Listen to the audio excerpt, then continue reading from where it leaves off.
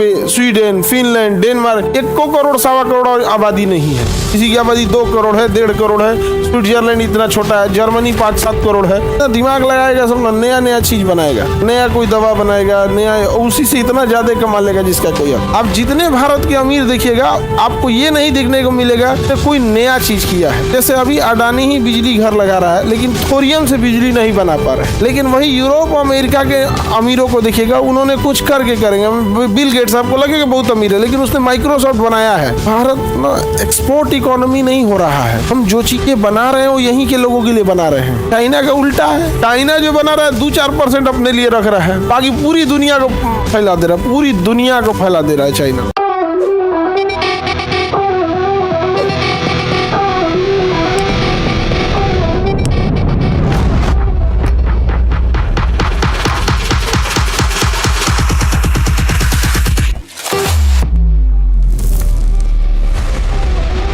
अंग्रेज क्या करते थे, यहीं से रॉ मटेरियल ले जाते थे और ब्रिटेन में बना के भेज देते। चाइना क्या करता है, रॉ मटेरियल उसका खुद का अपना बना के यहाँ क्या करता है, डंप कर देता है ज्यादा मात्रा में, और यहाँ की चीजों की फैक्ट्री उसको बंद करा देता था, लाइसेंसिंग रोक लगा देता था। ये सब चीजें करके आगे बढ़ जाता। समझ रहा है कि नहीं यार? चाहते ही नहीं थे कि भारत का डेवलपमेंट हो। और हमारे यहाँ जनसंख्या भी क्या थी, ज्यादा थी। जनसंख्या ज्यादा हो जाने की वजह से रोजगार ज्यादा देना चाहिए तो रोजगार भी नहीं दिया। ज्यादा रोजगार हो, फैक्ट्री वगैरह लगाएंगे तब ना क्या होगा, रोजगार होगा यहाँ। और आज के डेट में भी भारत जो है, जितनी चीजें यहाँ बन रही हैं, आप गौर करके देखिएगा, भारत ना एक्सपोर्ट इकोनॉमी नहीं हो रहा है। हम जो चीजें बना रहे हैं वो यहीं के लोगों के लिए बना रहे हैं। आप गौर करके देखिएगा, हमारे इंडिया में जितनी चीजें बन रही हैं वो 80% यहीं की चीजों के लिए बन रही है। पलाई बन रहा है तो यहीं यूज हो जा रहा है, दरवाजा चौखट बन रहा है तो यहीं यूज हो रहा है, कपड़ा वपड़ा बन रहा है तो यहीं यूज हो रहा है। हाँ, 10-20% बाहर जा रही है। चाइना का उल्टा है। चाइना जो बना रहा है 2-4% अपने लिए रख रहा है, बाकी पूरी दुनिया को फैला दे रहा है। पूरी दुनिया को फैला दे रहा है चाइना। अभी आने वाले समय में चाइनीज दूध आएगा, चाइनीज गाय का। हाँ, अब मिल्क ना दे, मिल्क प्रोडक्ट दे दे। मिल्क प्रोडक्ट ज्यादा महंगा होता है। जैसे दूध कितना ही बिकेगा, 55, 60,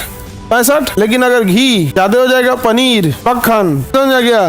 पनीर कोई चीज बोलता है क्या, अलग होता है। यानी प्रॉब्लम समझ आ गया? तो अभी के टाइम पे जैसे हमारी इकोनॉमी क्या है, कंजम्पशन बेस्ड इकोनॉमी है। कैसी बेस्ड इकोनॉमी? कंजम। हमारी जो जरूरत की चीजें हम बना रहे हैं। हम 140 करोड़ लोग हैं, 150 करोड़ लोग हैं। उन्हें नाश्ता के लिए ब्रेड, रोटी, ये सब चीजें चाहिए, वो इंडिया में बन रही है।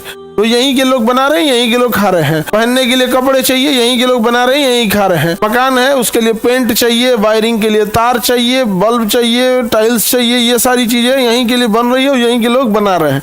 तो हमारी इकोनॉमी कैसी होती जा रही है, कंजम्पशन बेस्ड। अब सोचिए, वो तो जनसंख्या इतनी ज्यादा है कि उस वजह से चल सकता है। अब ये जो अब नॉर्वे की बात करिए तो Norway, Sweden, Finland, Denmark 1 crore 1.25 crore आबादी नहीं है। किसी की आबादी 2 करोड़ है, 1.5 करोड़ है। स्विट्जरलैंड इतना छोटा है, जर्मनी 5-7 करोड़ है। ये तो कंजम्पशन बेस्ड इकोनॉमी ही नहीं हो सकते हैं। इनका पॉसिबल है, इतना छोटा है।